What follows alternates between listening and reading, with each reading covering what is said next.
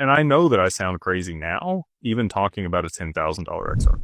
People are like, get out of here, dude. Like 10 to 13 bucks is the top on this cycle. Just stop talking about these crazy numbers. But in reality, if you look at the global macroeconomics and you look at the value proposition for the network itself, I'm highly confident that it will achieve those numbers. And it is because, if you looked at the market cap at that point, it would seem incomprehensible to most people to have quadrillions or septillions of dollars on chain.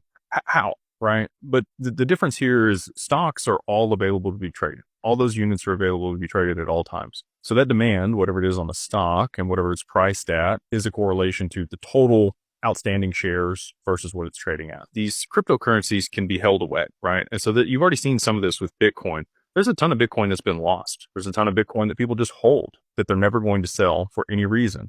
Institutions, ETFs, other people are buying this up, and that's driven the price up, supply and demand, just normal economics, right? So total outstanding amount of a crypto versus what's available are two very different numbers. And if you look at XRP in particular, there's 100 billion that were minted.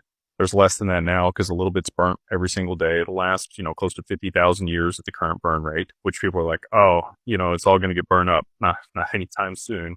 That's why they made 100 billion of them. But the total available supply across exchanges, if you were even just to look at the wallets, is somewhere around 9 billion. So 1/10 of the supply. And then that's not actually what's available to be purchased. The exchanges have an accounting overlay across all the wallets that they hold that allows, certain portions of that to be tradable and what's held by retail. So in my estimation, based on, years of study, I think there's around 2 billion XRP currently on the market available for trade between the exchanges and retail. So 2% of the total supply. So now if you're talking about $5 trillion a day for Swift volume to move through the asset, what's available to actually move that? Not a whole lot. Now that's where you're getting these crazy moves to the upside. And that has to, there has to be liquidity driven into the asset, but those trading volumes will be what sustains it at those high levels.